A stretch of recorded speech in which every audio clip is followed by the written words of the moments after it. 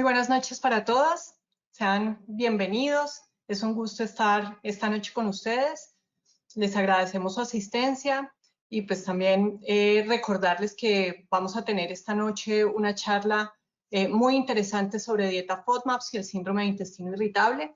Les presento a Jenny Cuellar. Ella es nutricionista dietista, especialista en bioquímica clínica. Actualmente es coordinadora de educación en el Centro Latinoamericano de Nutrición CELAN y también es docente en la Fundación Universitaria Sanitas de Keralty. Les recuerdo que pueden hacer todas sus preguntas a través del chat. Estaremos muy atentas para al final de la sesión dar respuesta a ellas. El video de esta conferencia estará en la página de la Sociedad Colombiana de Pediatría. Bienvenida, Jenny.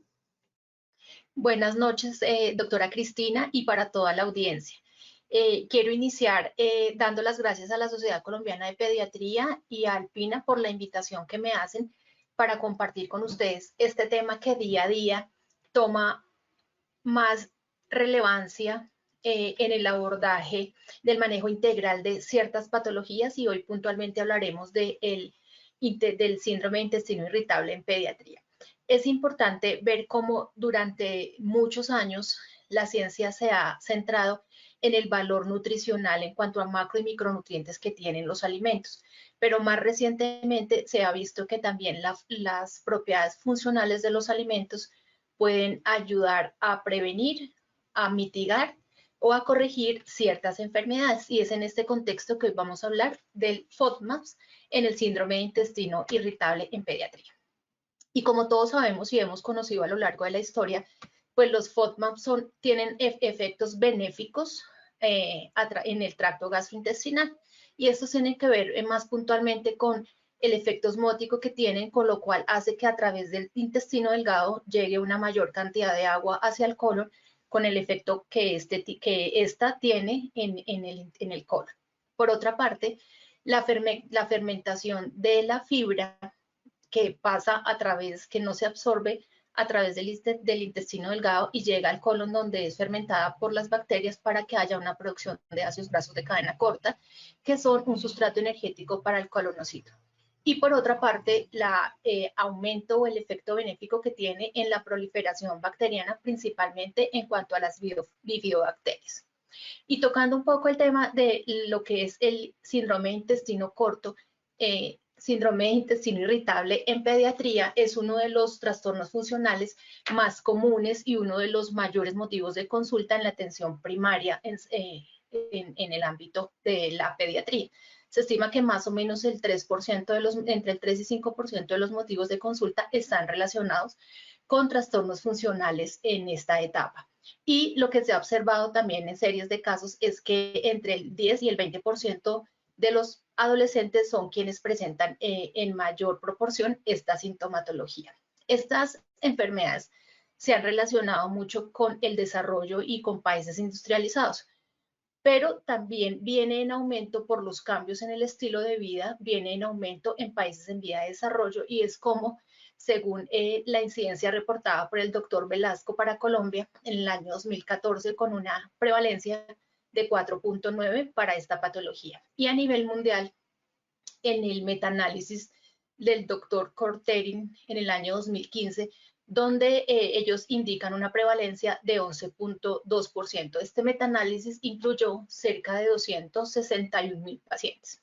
Por otra parte, es también conocido que estos trastornos no tienen una etiología orgánica identificable y basada en pruebas de diagnóstico convencionales, y hay algunos autores han propuesto modelos biopsicosociales para el entendimiento y abordaje de esta enfermedad. Es así como vemos que diferentes factores pueden afectar la aparición de esta enfermedad. Dentro de ellas se relaciona una respuesta inmune aumentada, que puede conllevar a una hipersensibilidad de la mucosa intestinal. También esto conlleva un aumento en la motilidad intestinal. Hay también una disbiosis entre las bacterias comensales y patógenas en el intestino, y también se han identificado factores psicosociales dentro de la etiología de esta enfermedad. Y muy recientemente se ha visto cómo la alimentación también tiene una incidencia alta y lo que se ha visto es que 2/3 de los pacientes refieren sintomatología asociada con la ingesta de determinados alimentos. Durante muchos años lo que hemos visto es que de manera separada se han venido haciendo restricciones en la alimentación asociado al consumo de diferentes grupos de alimentos que originan o causan diferentes síntomas, como gases, diarrea, distensión, dolor abdominal, malestar y demás. Y los alimentos que en general se han asociado con la sintomatología son, por ejemplo, los lácteos, algunas verduras, las leguminosas, algunas frutas y algunos cereales. Pero es importante que recordemos que estos alimentos también tienen una función nutritiva y nos aportan nutrientes que son esenciales en esta etapa, así como todos conocemos que la leche y los derivados lácteos, aparte de proporcionarnos proteínas, pues también nos dan aporte de calcio, que es muy importante. Las leguminosas nos aportan entre un 20 a 30% de proteínas, también nos aportan fibra y vitaminas del complejo B. Las verduras en general nos aportan vitamina A y C, al igual que las frutas, y los cereales nos aportan principalmente carbohidratos, proteínas, algunas vitaminas del complejo B, pero es importante también tener en cuenta que por normatividad en Colombia, el trigo y los derivados, más bien la harina de trigo y los derivados que se preparen a partir de esta están fortificados con vitaminas B1, B2, B3, ácido fólico, hierro y calcio. Esto lo traigo a colación porque es importante que cuando nosotros vayamos a tomar la decisión de restringir cualquiera de estos grupos de alimentos, también debemos tener en mente cómo vamos a cubrir o cómo vamos a sustituirlo para lograr un aporte adecuado y que nuestra nutrición siga siendo completa, equilibrada, suficiente y adecuada, y más en esta etapa crítica de crecimiento de los niños. El concepto de FODMAS, como les acabo de decir, pues viene de distintas intolerancias que se empezaron a ver a partir del año de 1965, discúlpenme, donde inició con un caso de hipolactasemia congénita, donde empezaron a identificar que los pacientes podían presentar intolerancia a la lactosa y pues presentaban síntomas de indigestión. Posteriormente, en los años 60 y los años 70, se empezó también a identificar casos de intolerancia y de malabsorción de fructosa y malabsorción e intolerancia y síntomas gastrointestinales relacionados con el consumo de polioles, lo cual pues hacía que los pacientes tuvieran esta sintomatología y se empezaron a hacer restricciones puntuales, inicialmente de lactosa, posteriormente de sorbitol y fructosa, más adelante en los años 80,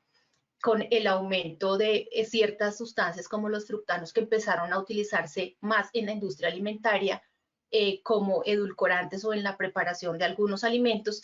También se empezó a identificar que los pacientes podían desarrollar síntomas relacionados con la ingesta de esto y pues empieza también a hacerse restricción de fructosa y de fructanos. Y más adelante, o hacia finales de los años 60, también se empieza a identificar que los GOS, los galacto-oligosacáridos, inducen síntomas a través de la fermentación y pues producen gases a nivel del colon y empieza a hacerse también restricción de este tipo de alimentos.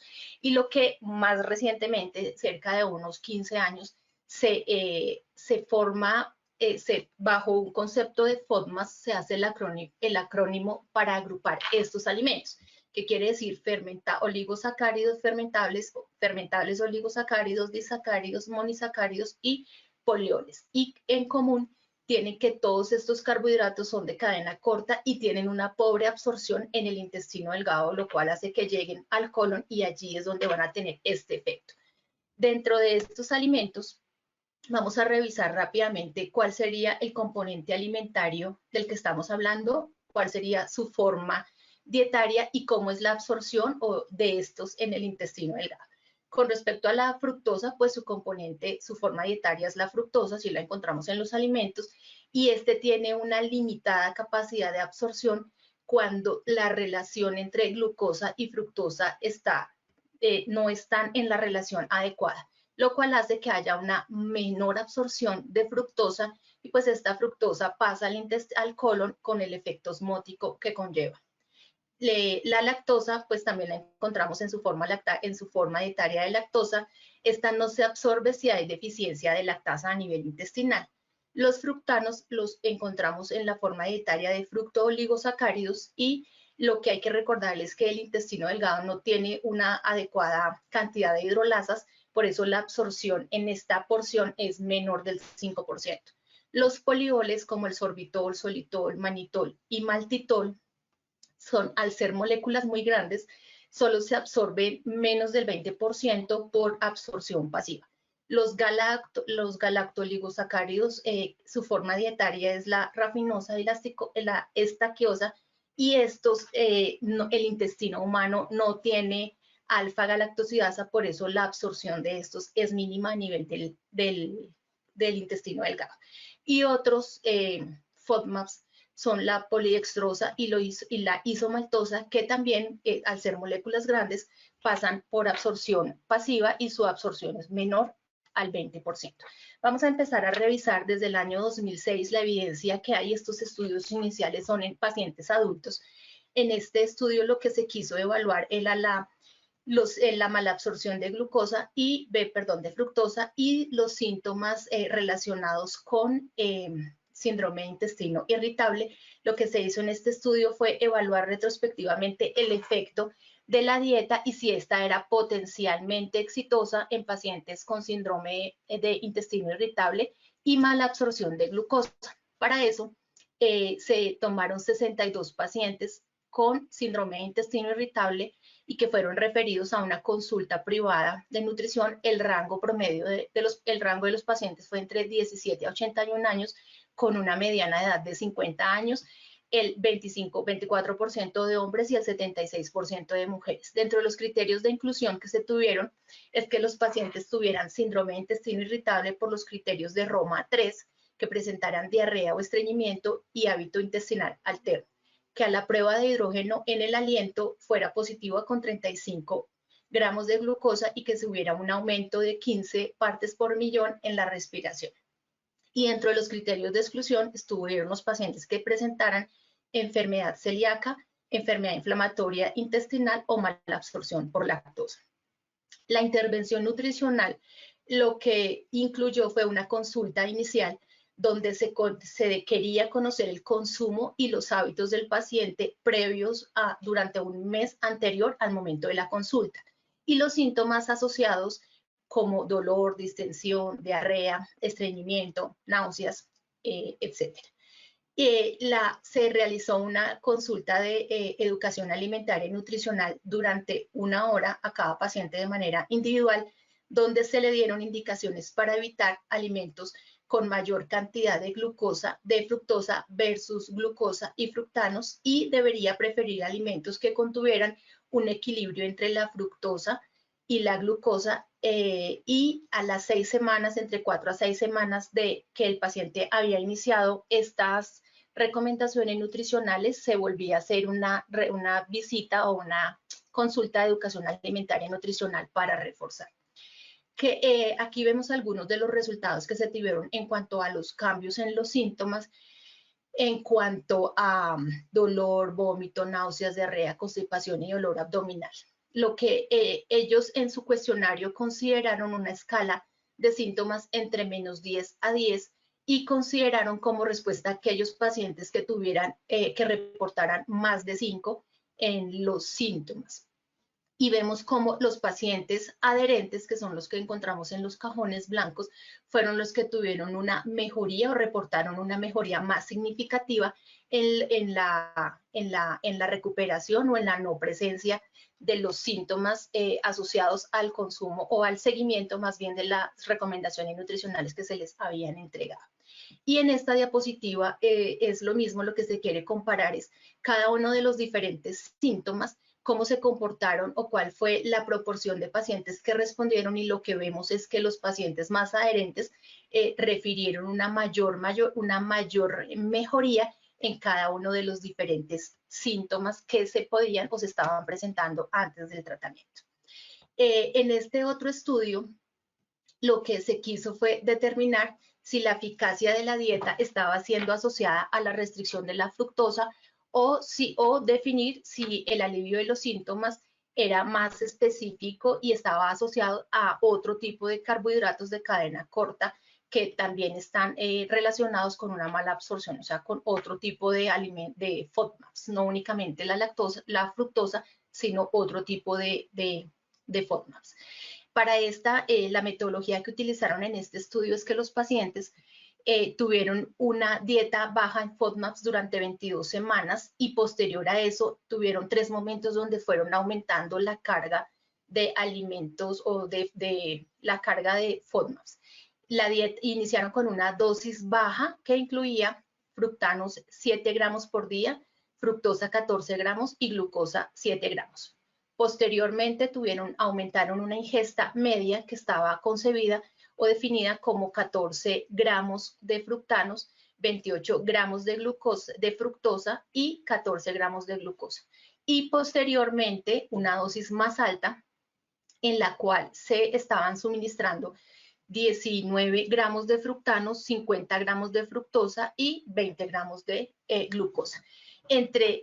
Una vez se iniciaron, o sea, después de los 22 días de la dieta baja en FODMAPs y se iniciaron las dosis baja, media y alta, entre una dosis y otra se esperaban 3 días para aumentar la dosis y ver la respuesta que los pacientes venían presentando. Y en esta imagen lo que nos muestran los autores es cómo en general los pacientes presentan mayor cantidad de síntomas cuando están consumiendo una mezcla de los 3 tipos de FODMAPs, que son los fructanos, la fructosa y la glucosa. Y cada vez que se les daba la mezcla de estos 3 tipos de carbohidratos juntos, presentaban más sintomatología gastrointestinal. Por otra parte, iniciemos a revisar el mecanismo fisiopatológico que está propuesto para la relación entre FODMAPs y síndrome de intestino irritable.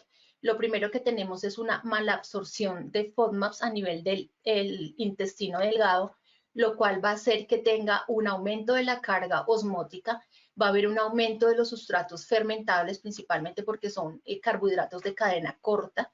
Eso también, el efecto osmótico hace que haya un aumento del fluido intraluminar y la fermentación hace que haya una mayor producción de gas, todo esto conllevando a una distensión luminal, lo que hace que los pacientes empiecen a tener su sintomatología de dolor, distensión, diarrea y flatulencia. Vamos a mirar esta revisión sistemática que hay con respecto a si la dieta FODMAPs reduce los síntomas y la función en los desórdenes abdominales. Esta revisión fue para adultos y para población pediátrica y se hizo por la Sociedad Italiana de Pediatría. El objetivo que ellos tuvieron al realizar esta revisión sistemática fue proporcionar, evaluar la eficacia de una dieta baja en FODMAPs para reducir los síntomas asociados con trastornos funcionales de dolor abdominal. Ellos dentro de la metodología hicieron una búsqueda en diferentes bases de datos.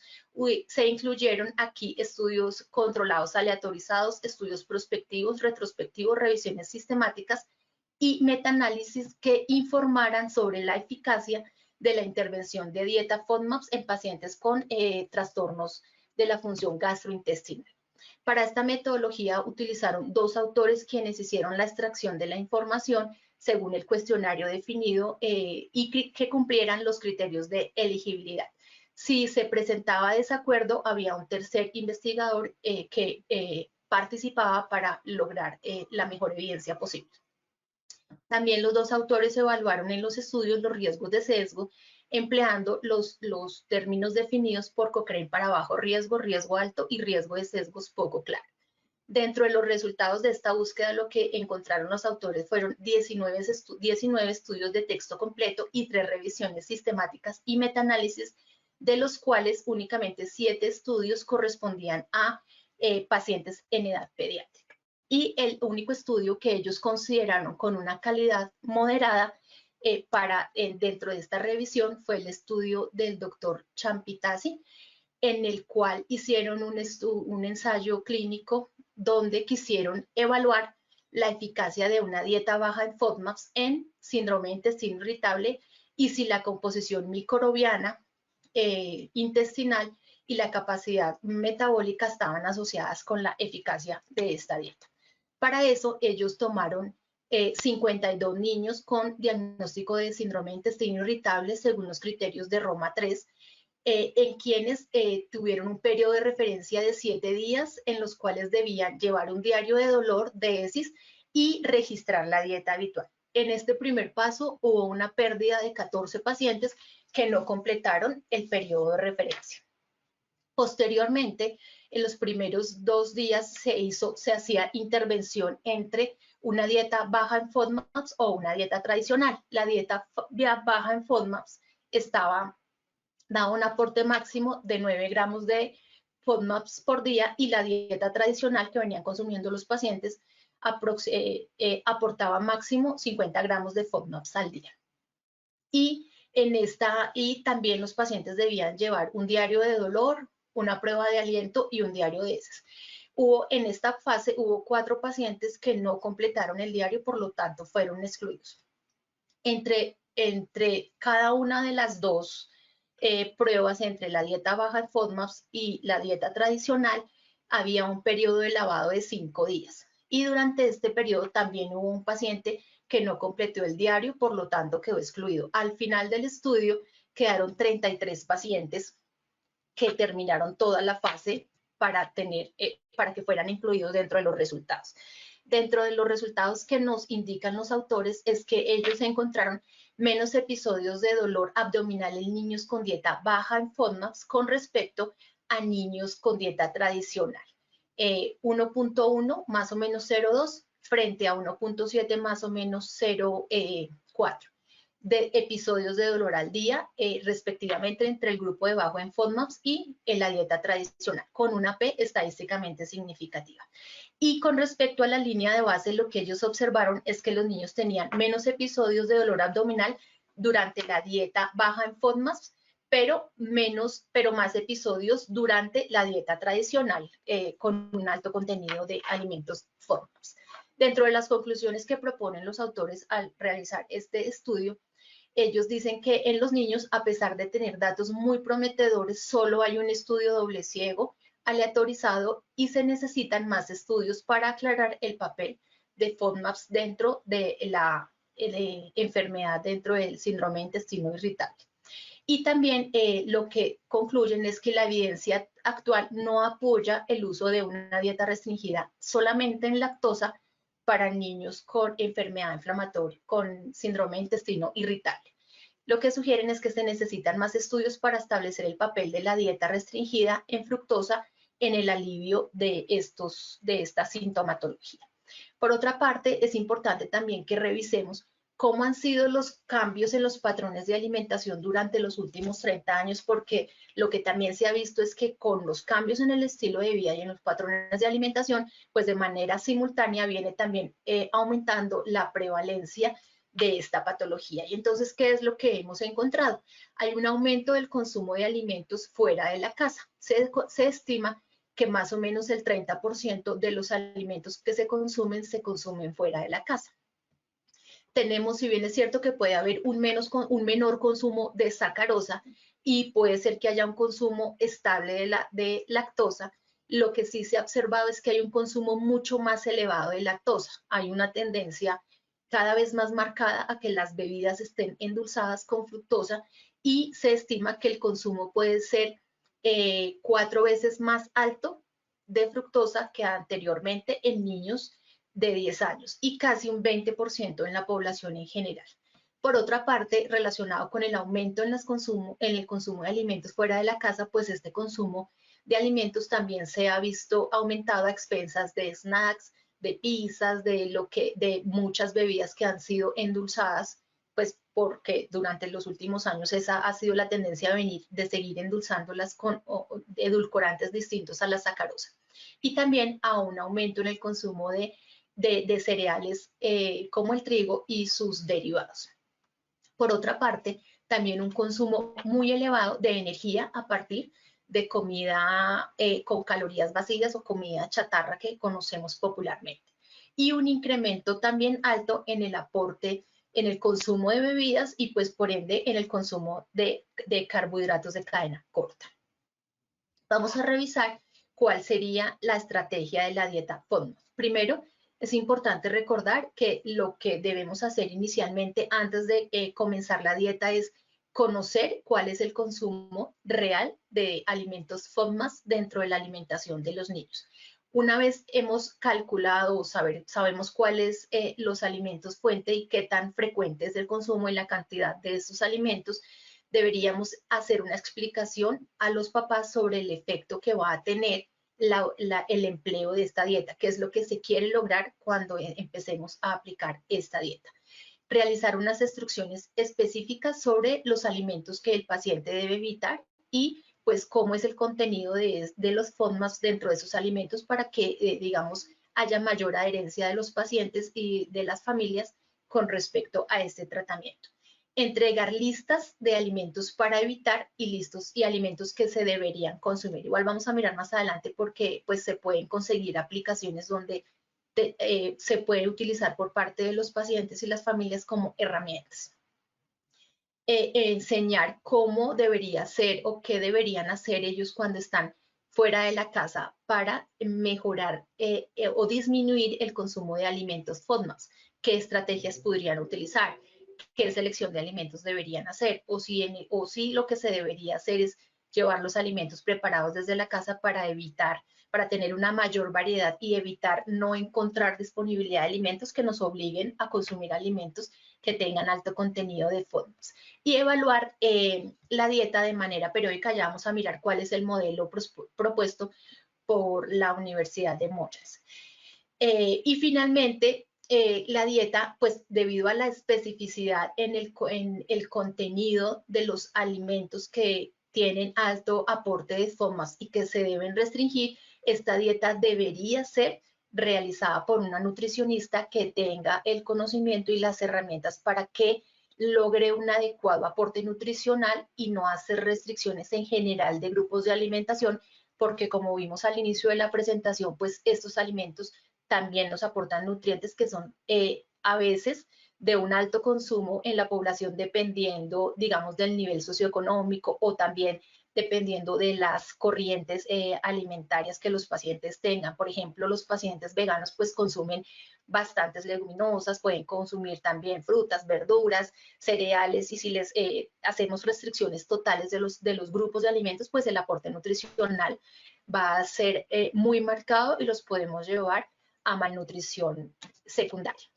La dieta como está propuesta, es que durante el primer paso, que es entre 2 a 6 semanas, se disminuya el aporte de alimentos que el paciente consume con alto contenido de FODMAPs por alimentos de los mismos grupos, pero con bajo contenido de FODMAPs. Como les venía diciendo, el objetivo de esto es que los nutrientes que nos están aportando los alimentos por grupo de alimentos no se vean afectados, sino que aseguremos que los alimentos, en efecto, vamos a cambiar el tipo de alimento, pero no el grupo de alimento que vamos a suministrar. En estas diapositivas lo que queremos mostrar es algunos alimentos, algunas frutas y cuál sería el contenido de los FODMAPs que están incluidos dentro de estas. Entonces, por ejemplo, dentro de los oligosacáridos estarían incluidas como fuente o que los contienen la sandía, la chirimoya, el durazno. Los monosacáridos está la manzana, pera, durazno, mango, sandía, cereza y jugo de frutas enlatados, pues porque ese es el endulzante con el que los mantienen para que puedan ser no perecederos. Los polialcoholes están la manzana, la pera, la mora, el albaricoque, el melocotón, la cereza, la ciruela, la sandía y el aguacate.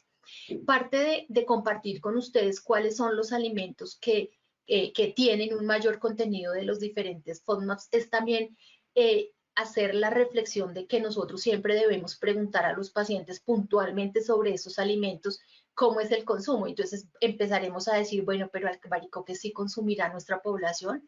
melocotón, cerezas? ¿Será que esos alimentos sí son la chirimoya? ¿Será que sí son de bastante consumo? O a veces, y debemos individualizar en vez de generalizar y restringir el consumo total de los diferentes grupos de alimentos. En cuanto a las verduras, lo que principalmente se encuentran son oligosacáridos, y dentro de las que más contienen son la alcachofa, el espárrago, la remolacha, las repollitas de Bruselas, la cebolla, repollos, los puerros y las alberjas. Y acá estaremos en la misma reflexión: ¿qué cantidad de nuestros pacientes consumen alcachofa, espárrago, repollitas de Bruselas y puerros? Seguramente es poco, porque el costo de estas verduras es un poco bastante elevado y tampoco son de fácil acceso. Y por otra parte, dentro de los polialcoholes encontramos que se encuentran en el coliflor y en los champiñones. Los champiñones pueden ser un alimento de un poco de mayor consumo, pero el coliflor a veces no tanto, no por el costo, sino por el sabor y las características. Cuando se está preparando, no es un alimento que guste mucho, y menos a esta población de niños. En cuanto a los FODMAPs que encontramos en los endulzantes y edulcorantes, están principalmente los monosacáridos como la fructosa y los polialcoholes, y vemos que está la miel, el jarabe de maíz, la fructosa, la lebulosa, la isomaltulosa y la sucromaltosa. Y dentro de los polialcoholes, el sorbitol, manitol, xilitol y maltitol. Aquí lo que debemos hacer en general es sugerirle a los pacientes que guarden las etiquetas de los alimentos que consumen, porque estos en general se encuentran en alimentos elaborados. Entonces ahí es donde hay que poner la atención de que por favor revisen en los ingredientes qué edulcorantes o qué FODMAPs contienen, para saber si y qué tan frecuente es el consumo.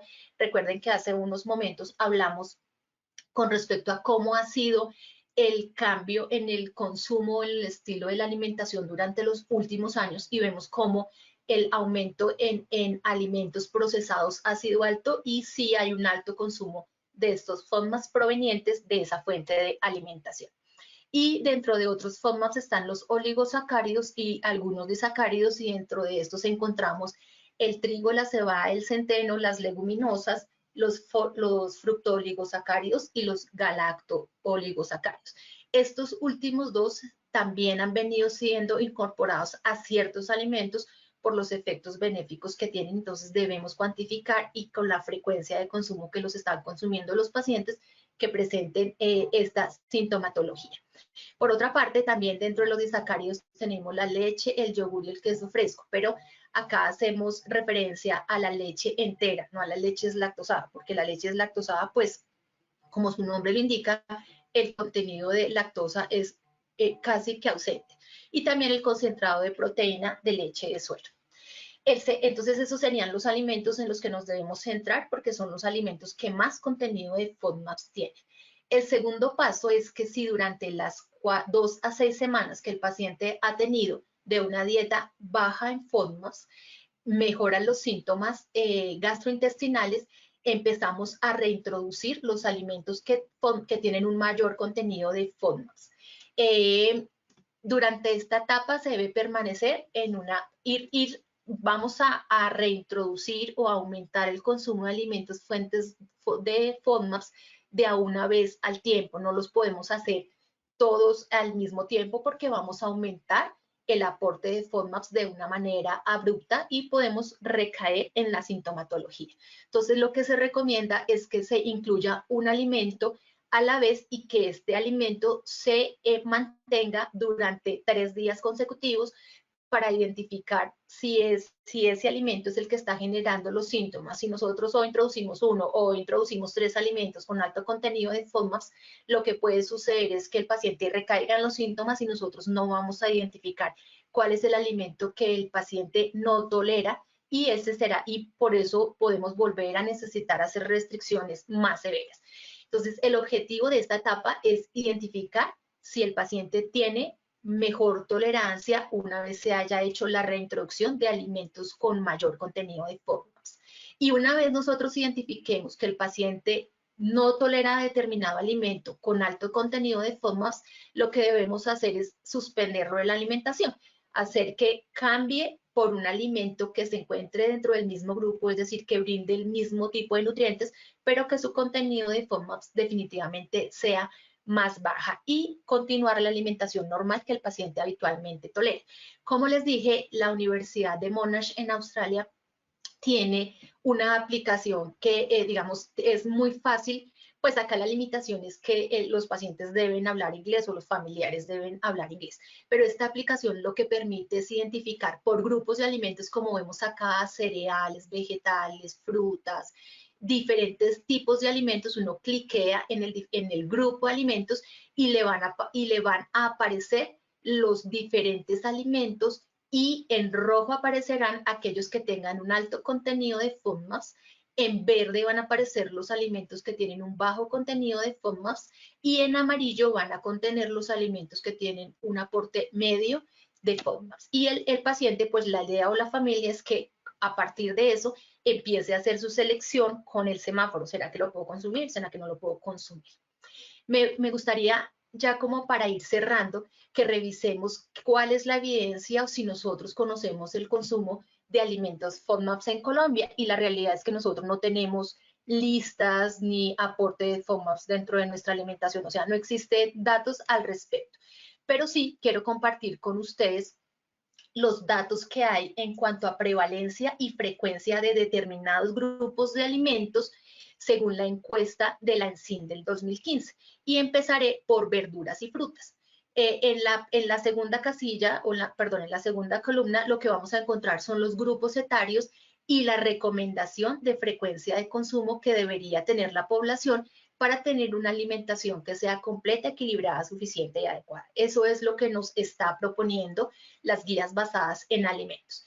Y la prevalencia de consumo y la frecuencia de consumo lo que nos dice es qué tanto consumen las personas de este grupo de alimentos y cuál es la frecuencia de consumo, que la debemos comparar con las recomendaciones de GABA. Y adicional, también hay el reporte de la ANSIN nos dice cuáles son para cada grupo de alimento, cuáles son los que más se consumen en la población colombiana.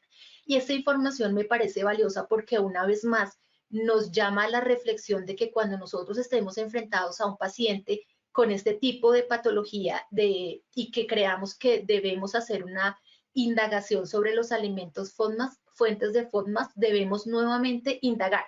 Porque sí, como les mostré anteriormente, los alimentos que se consideran alta fuente de FODMAP son las repollitas de Bruselas. O sea, de los que vimos en ese listado anterior, el único que está incluido que la población colombiana tiene un alto consumo es de cebolla. Pero el consumo pues sigue siendo apenas 0,4, necesitamos 2,5 porciones, pero solo consumimos 0,4, o sea, estamos muy, muy por debajo, pero es el único que se repite en el listado de alimentos fuente de FODMAPs versus el consumo que tenemos en Colombia. Dentro de las frutas vemos que la única que podemos encontrar es la manzana. El resto de frutas tampoco son de consumo muy elevado en nuestra población. Entonces, el mensaje más importante aquí es que siempre debemos evaluar e indagar antes de hacer restricciones sin saber si el paciente en efecto sí consume a través de estos grupos de alimentos o no los consume. Con respecto a la leche y derivados, pues lastimosamente tenemos la misma situación, y es que tenemos un consumo, una prevalencia de consumo, digamos que aceptable, pero la frecuencia de consumo está muy por debajo de lo que deberíamos consumir o de lo que debería consumir nuestro grupo poblacional. Entonces, nuevamente, hacer siempre la indagación de si el paciente está tomando leche y derivados lácteos, pues para saber si sí, y la cantidad que está consumiendo, para saber si sí logrará a tener el aporte de FODMAPs que le pueda causar la sintomatología. Lo mismo sucede con respecto a las leguminosas. Tenemos una prevalencia de consumo alta, pues claro, tenemos un país que tiene el 54% de personas en inseguridad alimentaria, y las leguminosas son un poco más económicas que la carne, son una buena fuente de proteína. Entonces hay muchas personas que por temas económicos pues consumen con mayor frecuencia proteína, pero también la cantidad termina siendo menos de lo que se recomienda para poder cubrir los requerimientos en estos grupos etarios.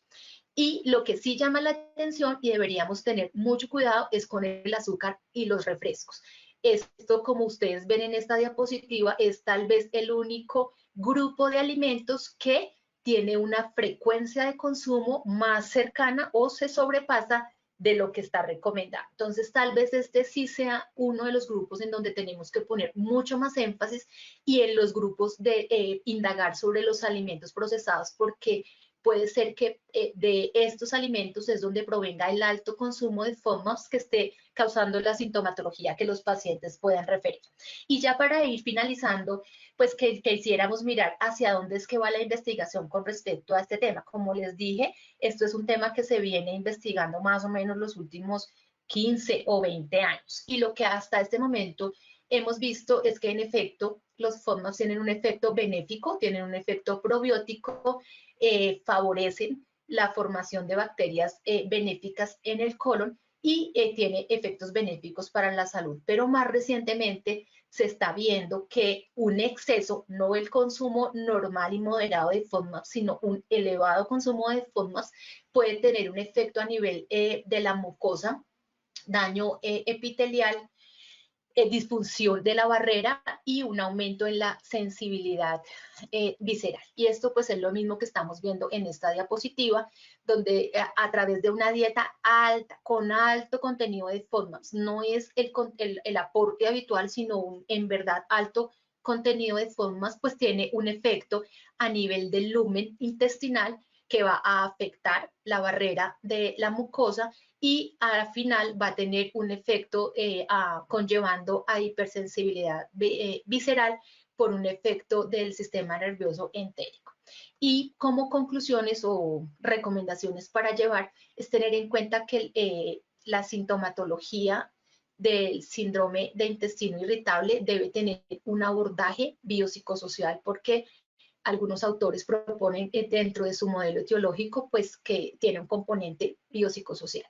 También es importante que conozcamos los hábitos de alimentación de la familia y el paciente para conocer y cuantificar realmente cuál es la cantidad de FODMAPs que el paciente está consumiendo y evaluar la pertinencia de realizar la restricción. Y muy importante, realizar la restricción de todos los alimentos que pueden ser fuentes de FODMAPs, todos los oligosacáridos, disacáridos, monosacáridos y polioles, antes que realizar restricciones individuales, porque se ha visto que tiene más impacto y mejora los síntomas la restricción completa de todo este grupo de alimentos y no restricciones individuales. Bueno, eso era todo lo que les quería compartir. Quedamos en la sesión de preguntas.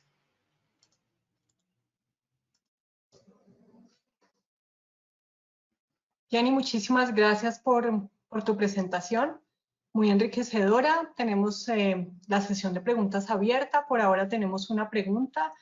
¿El café negro, el té, el chocolate, el alcohol, el tabaco aumentan los síntomas? Dentro de lo que está referido como carbohidratos de cadena corta, disacáridos, monosacáridos y polioles, no están referidos ninguno de estos alimentos bajo este concepto de dieta FODMAPs, no está incluido ninguno de ellos. De pronto, cuando nos referimos al chocolate, lo que tendríamos que tener cuidado es cómo se prepara el chocolate, porque si el chocolate es ya preparado, pues hay que indagar si lo preparan en leche, y también tener en cuenta que algunos alimentos elaborados ya dentro de o bebidas que se ofrecen como chocolate para niños, ya dentro de su composición incluyen la leche. Ya en la lata en el supermercado ellos ya tienen leche, entonces lo que tenemos que indagar con los papás, como les dije, siempre ver las etiquetas de los alimentos, porque ahí es donde nos vamos a dar cuenta qué tipo de carbohidratos sí lo contiene, es el que tiene, para poder definir si tendría un alto aporte de FODMAPs o no sería necesario incluirlo dentro de las restricciones. Muy bien, muchas gracias.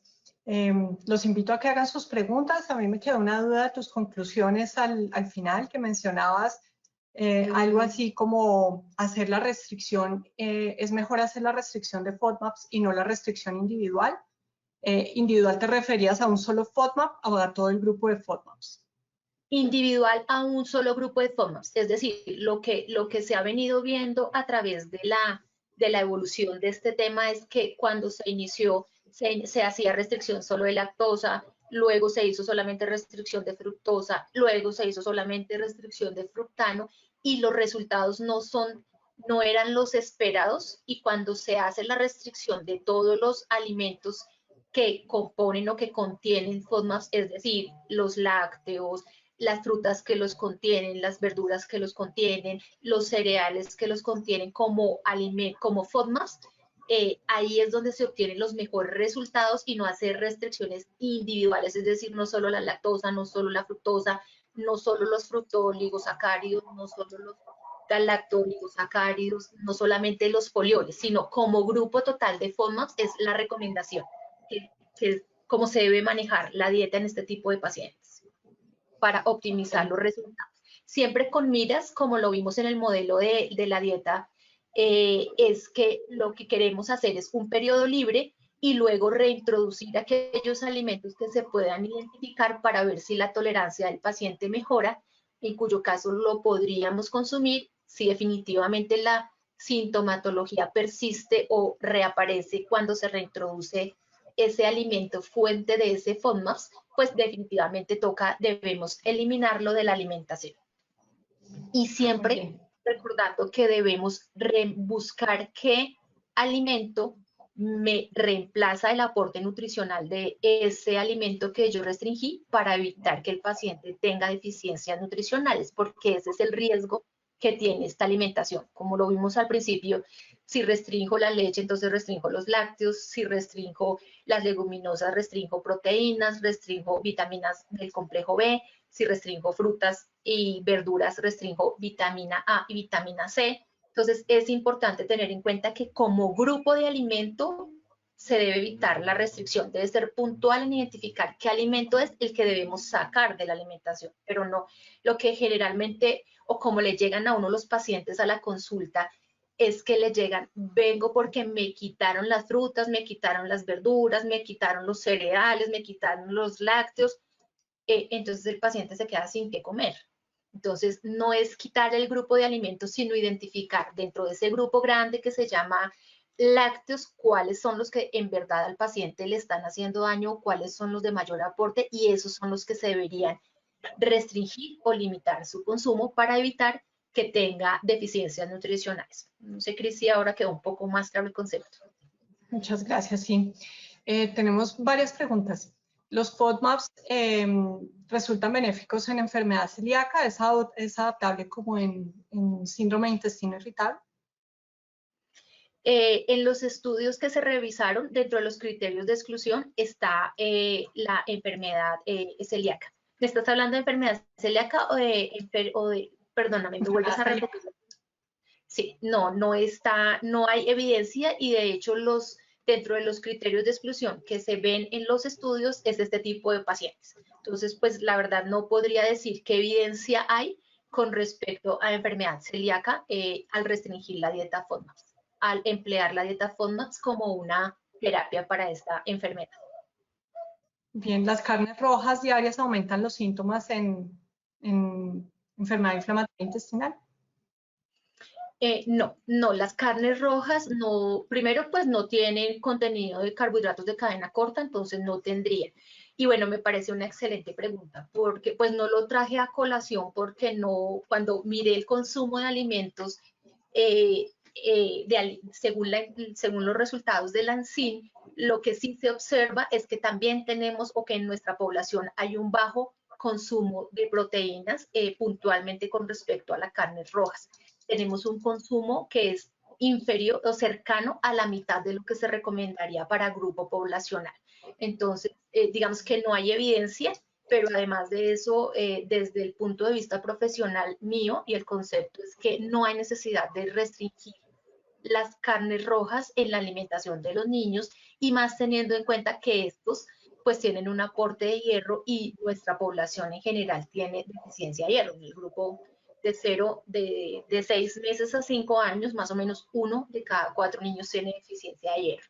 No hay, hasta este momento, en la evidencia revisada y en la experiencia, no hay relación entre la sintomatología o la dieta FODMAPs y la relación con carne roja.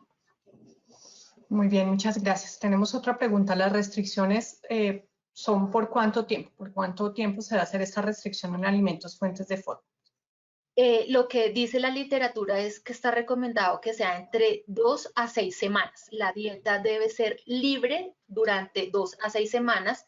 Una vez logramos ese periodo de tiempo y la remisión de los síntomas, se reintroducen, se van reintroduciendo esos alimentos que se consideran con alto contenido de FODMAPs de a uno a la vez, y cada alimento se debe mantener ofreciendo el mismo alimento sin incluir ninguno nuevo durante 3 días. Una vez damos cuenta que el paciente lo ha tolerado de manera adecuada, incluimos uno nuevo, no quitamos el que ya pusimos, ese no lo vamos a quitar, incluimos uno nuevo, lo dejamos 3 días y si el paciente tolera, seguimos incluyendo. Si el paciente intolera ese alimento, lo retiramos de la alimentación y volvemos a iniciar uno nuevo para saber si tolera o no tolera. Pero el periodo inicial de dieta libre es entre 2 a 6 semanas. Muy bien, muchas gracias. ¿Tú consideras que todo paciente pediátrico diagnosticado con síndrome de intestino irritable debe ser remitido a nutrición? Considero que sí, pero digamos que acá hay una cosa que pues debo decir, porque yo creo que es un compromiso de nosotras las nutricionistas con los profesionales de la salud en general, y es que contarles un poco cómo es la disponibilidad del talento humano en salud en cuanto a la disponibilidad de médicos y nutricionistas. Entonces, según el Observatorio de Talento Humano en Salud para el año 2017, había 21 médicos por cada 10.000 habitantes, 13 enfermeras por cada 10.000 habitantes y 1.6 nutricionistas por cada 10.000 habitantes. ¿En qué escenario nos coloca esto? Nos coloca en el escenario de que tal vez, a pesar de que yo estoy convencida de que la nutricionista es quien tiene la competencia para realizar esta dieta, porque es quien conoce a profundidad los alimentos, básicamente esa es una de las diferencias que nosotros tenemos grandes con los profesionales médicos, pero puede ser que entre que usted, doctor, lo pase o lo remita a la consulta de nutrición y el paciente llegue a la consulta de nutrición, pueden pasar semanas, meses o tal vez nunca llegue a la consulta de nutrición. Entonces, lo que yo sugiero de manera muy respetuosa y en ese escenario de la disponibilidad de talento humano que hay en salud, es que creo que los profesionales pediatras deberían, si no cuentan con una nutricionista, pero que ustedes estén seguros de que el paciente va a llegar a una nutricionista y además la nutricionista entrenada, ¿no? Entonces, bueno, de ese 1.6 de nutricionistas, que aproximadamente podrían ser en este momento unas 8.500 nutricionistas, pues les quiero decir que en pediatría no trabajan ni siquiera el 1% de las nutricionistas disponibles en el país. O sea, eso nos pone en un escenario todavía más difícil. Es muy posible que estas pacientes lleguen a una nutricionista que se vea o que su área de experticia no sea la pediatría. Entonces, sí, claro que hay que mandarlo a una nutricionista, ojalá entrenada, ojalá ustedes siempre se hagan buena amiga de una nutricionista a donde puedan enviar sus pacientes con seguridad de que va a tener el mejor tratamiento porque tenga la competencia, porque el área de pediatría sea su área de experticia y sea lo que más le gusta. Pero también les invitaría a que ustedes pues vayan recopilando su información. Uno puede buscar o podrían contactarnos a través de CELAN y nosotros les podemos regalar listados de alimentos donde ustedes, o la aplicación que les mostré, donde ustedes conozcan y puedan indagar un poco o de pronto hacer recomendaciones al paciente puntuales de qué alimentos podría restringir, porque el mensaje más importante es que no se pueden restringir todas las frutas, todas las verduras, todos los cereales, todos los lácteos, porque lo que vamos a conllevar es a ese paciente a un estado de desnutrición que a la final va a ser más, va a empeorar su cuadro y pues lo va a poner en otra enfermedad. Y además, también no olvidemos no solamente la malnutrición por déficit de energía, sino que también estamos enfrentados a una pandemia de malnutrición por déficit de micronutrientes que pues a veces ni siquiera ni los pensamos ni nos damos cuenta. Entonces, pues esa sería la recomendación desde el corazón. Claro que es ser una nutricionista, pero también tengo una responsabilidad de decir que ese escenario en muchas ciudades, en muchos lugares, no es el que debería ser, y pues lo que sí sucede es que al paciente tenemos que ofrecerle un tratamiento que sea con el mayor conocimiento científico posible para que pueda tener el beneficio de este. Muchas gracias, Jenny. Voy a ligar esto que has dicho con la última pregunta y le pido disculpas a la doctora Laura Cardona. La voy a modificar un poco. Ella inicialmente nos preguntaba algo relacionado con una niña de 12 años, por cuánto tiempo sería el máximo que pueda prescribirse esta dieta libre de FODMAPs y así evitar alteración de su crecimiento y desarrollo. Como tú ya hablaste un poco del tiempo, yo quisiera complementar con, ¿es posible que este esquema terapéutico de alimentación pueda alterar el crecimiento y el desarrollo de los niños? Como está planteado, idealmente realizar, no debería causar ninguna restricción. Porque vamos a hablar, por ejemplo, tenemos que restringirle la leche entera, porque es la que contiene un mayor contenido de lactosa. Pero en la industria ahora tenemos leche deslactosada, o sea que ahí ya no tendríamos por qué quitar la leche y quitar la leche como grupo y privar a la niña del aporte de proteína o al aporte de calcio, porque podemos utilizar leche deslactosada que le va a dar un aporte de calcio, que le va a dar un aporte de proteína, pero que no le va a dar la lactosa que le podría generar un daño. Cuando vamos a hablar de las frutas, pues sabemos que son 3 o 4 frutas las que seguramente consumirá la niña, pero en la lista de frutas podemos encontrar 30, 20, o sea, otra cantidad muy importante de frutas, entonces no habría necesidad. Y lo mismo sucede con las verduras, lo mismo sucede con el grupo de los cereales, con el grupo de las leguminosas, pues no le daríamos leguminosas por ese periodo de tiempo, le invitaríamos a que consuma proteína de origen animal y con esto estaríamos aportando los nutrientes que dejaríamos de darle en caso de que restringiéramos las leguminosas. O sea, en mi concepto,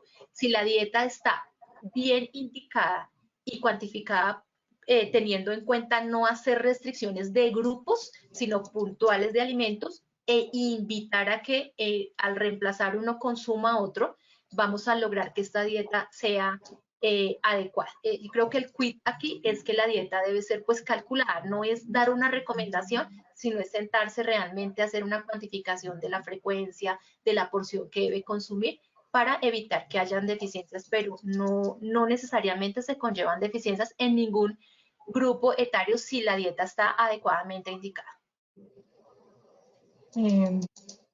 Muy bien, nos preguntan que a qué correo te podrían solicitar las listas de alimentos fuentes de FODMAPs. Si quieres le contesto a Jimena.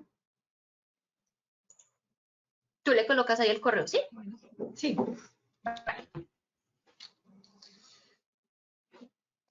Bueno, yo creo que con esto hemos aclarado bastantes dudas.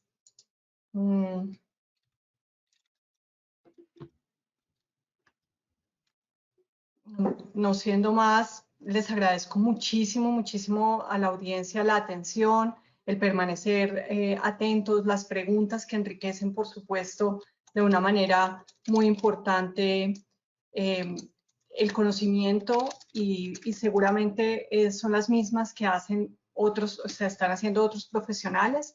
En nombre de la Sociedad Colombiana de Pediatría, les damos las gracias, les deseamos una feliz noche. Muchas gracias, doctora Cuellar, por compartir con nosotros los conocimientos y un saludo especial y buena noche, y Alpina también por habernos permitido este espacio. Muchísimas gracias. Que